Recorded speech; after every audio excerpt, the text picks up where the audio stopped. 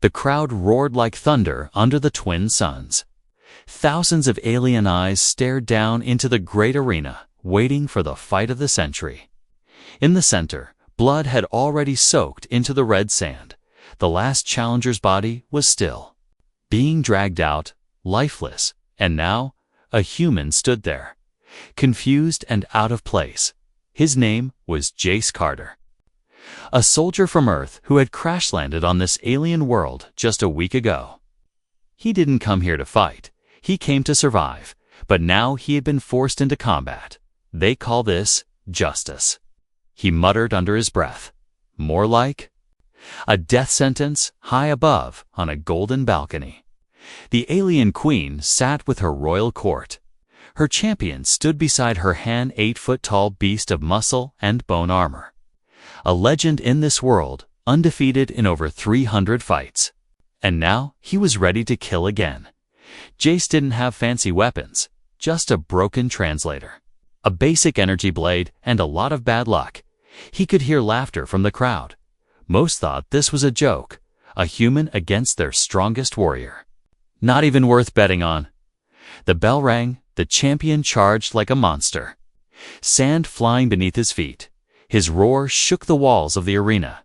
Jace dodged the first swing barely.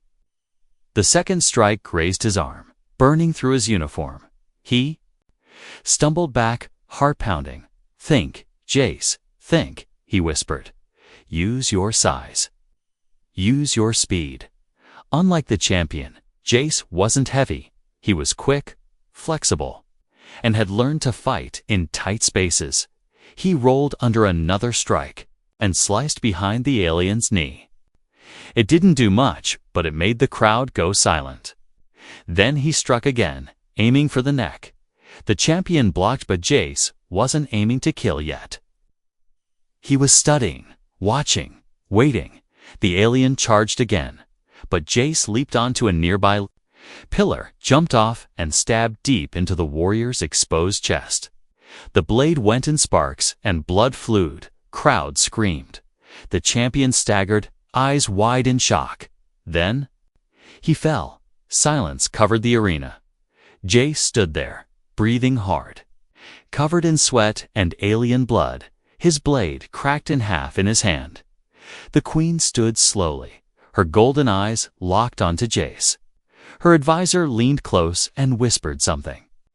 In her ear, the queen's eyes widened. Her expression twisted surprise, confusion, and something else. Fear. The advisor raised his voice, speaking for all to hear. By ancient law, the human who defeats the bonded champion must now inherit what he owned: his titles, his honors. And his mates. The crowd gasped. Jace blinked. "Wait, what?"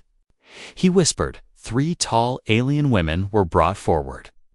Bound by glowing chains, each had a different look, one with burning eyes of fire, one with icy silver skin, and one with deep green markings that shimmered like stars. They stood proudly, though their faces showed rage and shame. These are the champion's wives. The advisor continued. Now, by warrior law, they are yours. Jace looked up at the queen, hoping for mercy. She simply gave a cold smile and said, "Let the law decide your fate." Human Jace's heart pounded again, but not from the fight. From something far more dangerous. The entire galaxy had just turned its eyes on him. And they were not done watching. Jace didn't sleep that night.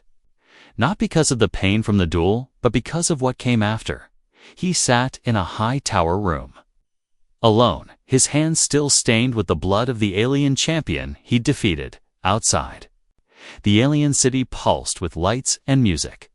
They were celebrating his victory, but to Jace, it felt like a funeral march. 3 doors stood across the chamber. Each led to a room prepared for one of the wives he had inherited.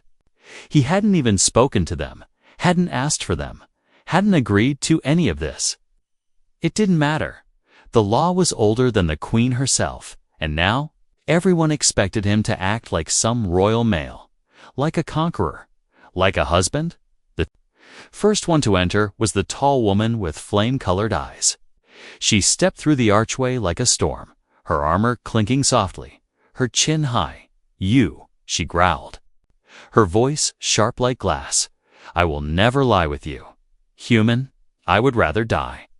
Jace raised both hands. "That's fine with me," he said carefully. "I didn't ask for any of this." She studied him, her anger turning into something quieter, colder. She said nothing more and walked past him. Settling in a chair like a lioness in waiting, the second woman came at moonrise. Her skin shimmered with silver hues, her steps silent as snow. She didn't speak, only stared at him with unreadable eyes. Jace tried to speak, but she turned her back and walked toward the farthest wall, pressing her forehead to the cool stone like she was praying to it, and the third came last. Long after the torches outside had burned low, she was smaller than the others, with long dark hair and deep green tattoos that glowed faintly. She didn't look angry. She looked tired, broken, as if she'd cried too much in her life and no tears remained. "You don't know what they've done to us," she said softly. "You don't know what happens to wives who lose their warrior." Jace felt a chill crawl up his spine. She walked past him and placed something on the table, a small, carved stone, old and worn. "It was his," she said. "You can burn it. Or keep it. We no longer care." He didn't sleep at all after that. He sat there while the night stretched on, trying to understand the madness around him. He wasn't just a victor. He was now part of a broken tradition, a ritual older than reason. And those three women, they weren't prizes. They were survivors, and now prisoners again. Jace looked at the carved stone in front of him, its edges smooth from time and sorrow. The door creaked behind him. Someone had returned, but didn't speak. He didn't turn around. He just whispered to the darkness, "I won a fight I never wanted," he said.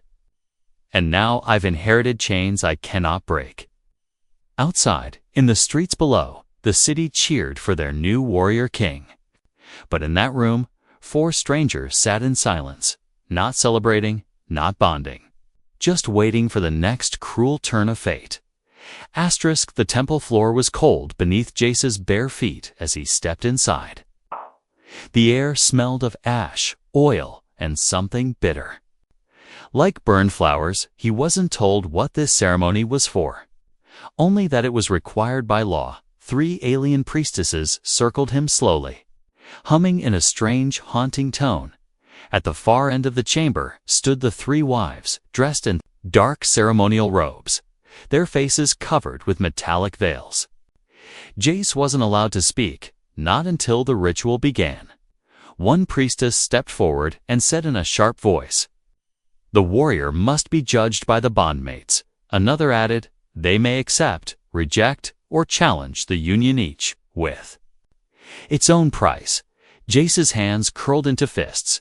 He hated this, every moment of it.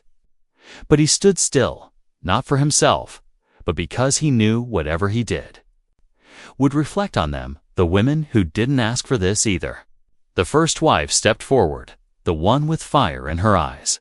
Her voice echoed loud and clear through the chamber. "I reject this human," she said. "He is not worthy of my tea." Bond, there was a burst of green flame between them, and a golden thread that connected their wrists snapped, turning to ash.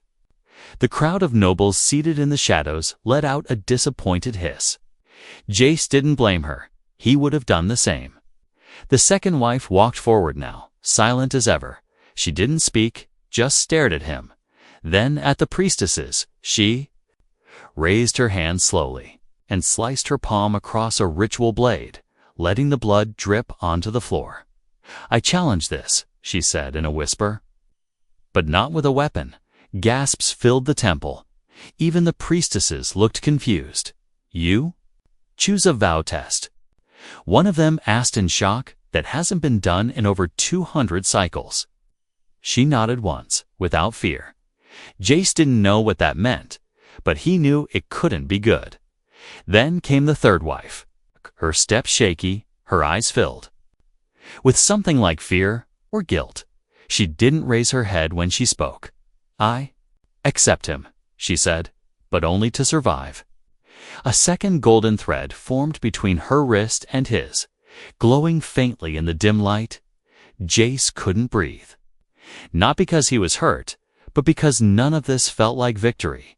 He looked at the three women, one who hated him, one who challenged fate, and one who surrendered to it. What kind of life was this going to be? And why did it feel like the real battle hadn't even started yet? The priestess raised her staff and slammed it to the floor. "It is done," she said.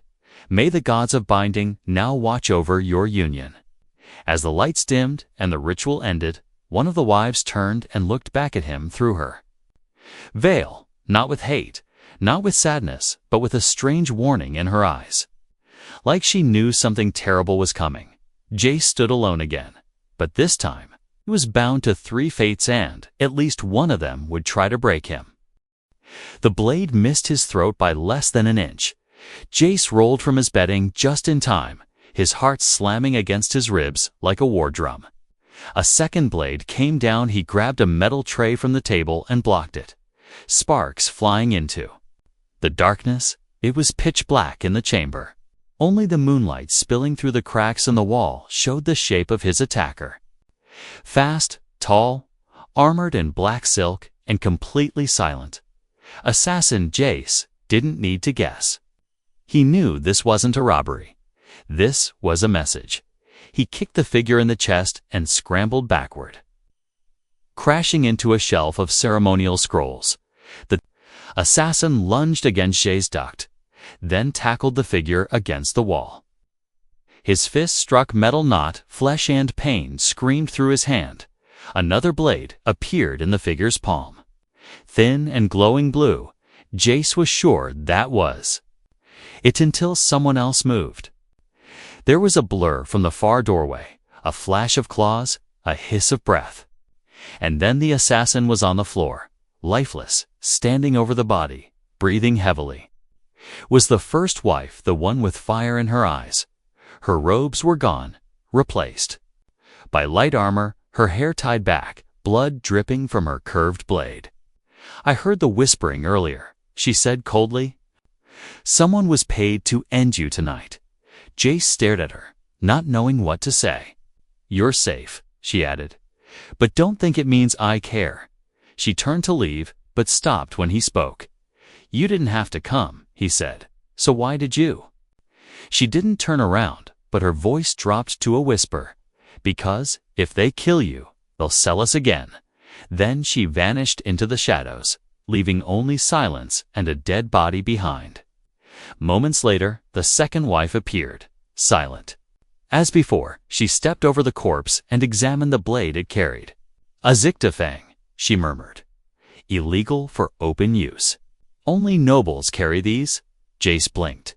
"You're saying a noble sent this assassin?" She didn't answer. She just wiped the blade clean and dropped it into his hands. "Hold it tight," she said quietly. "You'll need it again." She left just as silently, leaving Jace alone once more, standing barefoot beside a corpse, holding a weapon meant to kill him. He didn't know who had sent the assassin.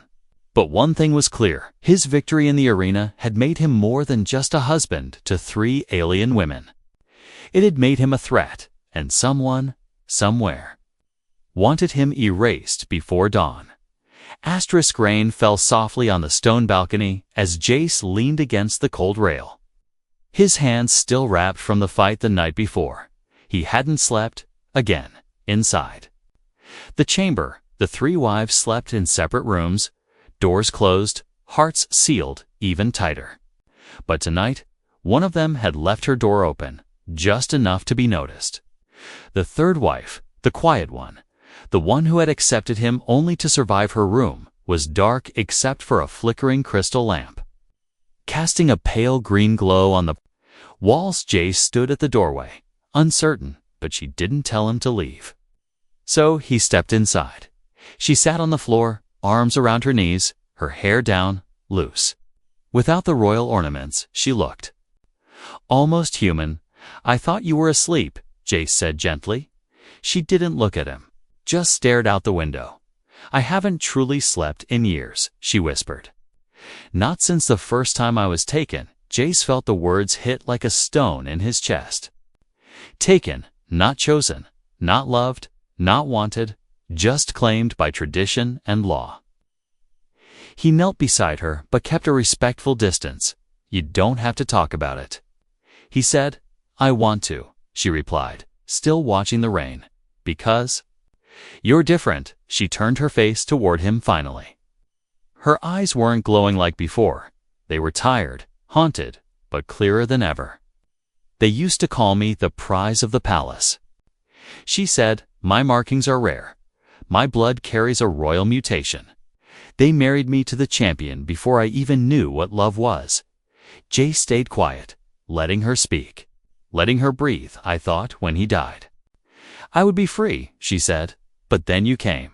Her voice didn't carry blame, only confusion, fear, and something close to guilt.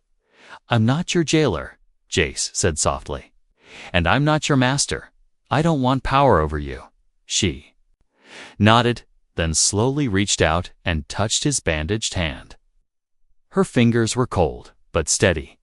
"You didn't ask for us," she whispered, "and yet you've done more for us than anyone ever did." Jace didn't know what to say, so he just sat there, letting the moment settle between them like a fragile thread. Then she said something that shook him, even more than the assassin's blade. "I know who sent the killer." His heart skipped. "What?" She looked out the window again, voice low. It wasn't just a noble. It was someone from the Queen's own bloodline. Jace stood slowly, the weight of her words pressing down on his chest like armor. "If that's true," he said, "then I'm not just an unwanted husband. I'm a threat to the entire royal order." She gave a faint nod, still not looking at him, and in that moment, Jace understood something deeper than law, deeper than honor. He hadn't just been brought here to claim 3 wives. He'd been brought here to die slow, politically, carefully, without anyone ever pulling the trigger directly. But if they thought he'd just fade away, they didn't understand humans at all. Trumpets blared across the palace courtyard as the sun rose behind the jagged mountains.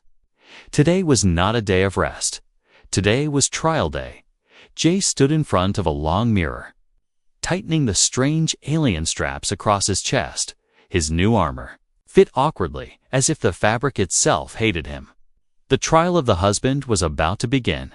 He hadn't volunteered, hadn't even been warned.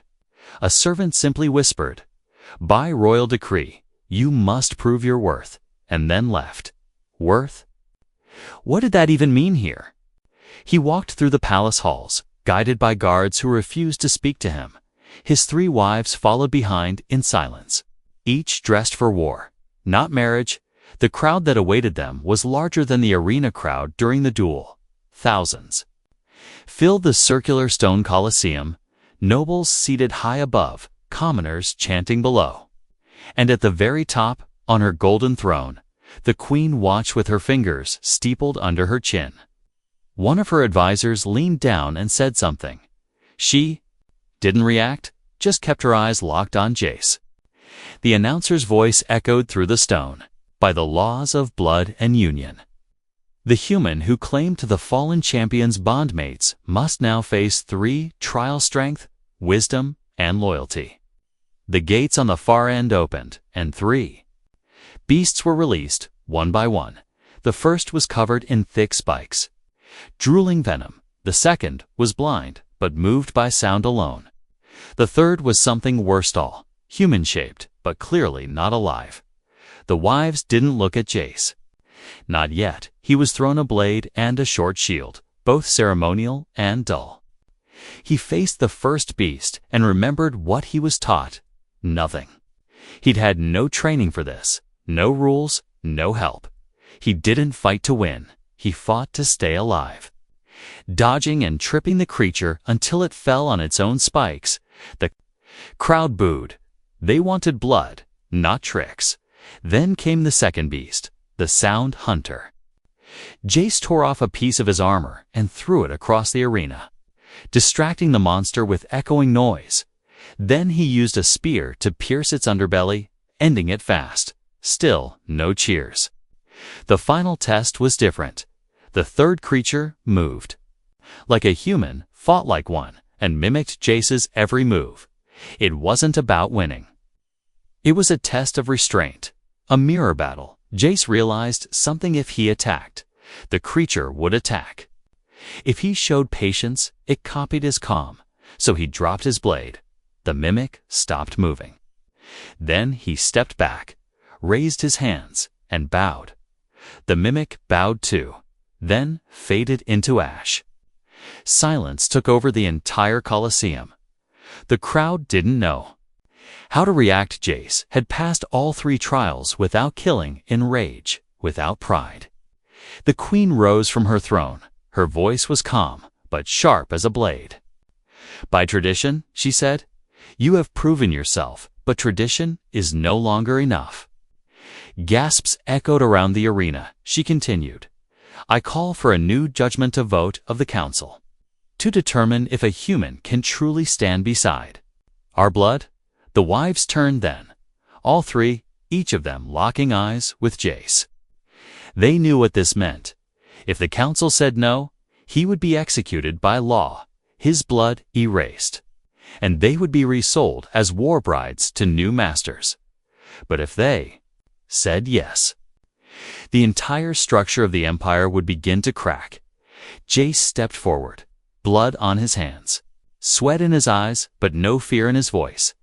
"Then let them vote," he said loudly, "and let them know I don't kneel just because I'm human." The council chamber was shaped like a star. 12 glowing thrones around a center platform where Jace now stood. Alone above him, high on her throne of silver bone and crystal flame, the queen watched without blinking. Her 3 advisors whispered behind their hands, already planning how to erase him. All around the room, nobles watched from the shadows. Some were curious, some furious, but most were afraid that one human might break everything they'd built with blood and law. The 3 wives stood behind him, draped in ceremonial armor. No longer prisoners, no longer ornaments. They had chosen to stand with him, not because they loved him, but because he saw them as people, not prizes. The vote began. Each counselor lit a flame blue for life, red for death. The first vote was red, then another, then a blue. Jace stayed still, not flinching, not shaking, even as the numbers crept closer to death. But then the wife with the silver skin stepped forward. Her voice was soft, but carried through the room like a blade. "I reject this vote," she said, "because I never had one when I was forced to marry." A murmur spread. The second wife joined her, lifting her chin proudly. "If you erase him, you erase our choice again," she said, "and we will burn this council to ash." The third wife said nothing, only stepped beside Jace and took his hand, her fingers trembling but firm. Then the flames changed. Another blue, then another, and another. 6-6. The final vote belonged to the queen herself. She stood slowly, her long gown dragging across the glowing floor. She walked down the steps, past her own guards, until she stood face to face with Jace. "You came here by accident," she said. "You killed a champion, broke a bloodline, and stole 3 symbols of power." Jace didn't move, didn't speak, and yet, she continued, "You did not run. You did not beg. You stood where others would fall." She lifted her hand, a blue flame igniting between her fingers. "Then let it be known," she said, "the council has ruled this human is worthy." The chamber erupted not in applause, but in chaos. Some nobles screamed, others stormed out. But the law was now written in flame. Jace turned to the 3 women who had become his partners in survival, in truth, in rebellion. "I didn't come here to change your world," he said quietly, "but maybe we can build a better one together."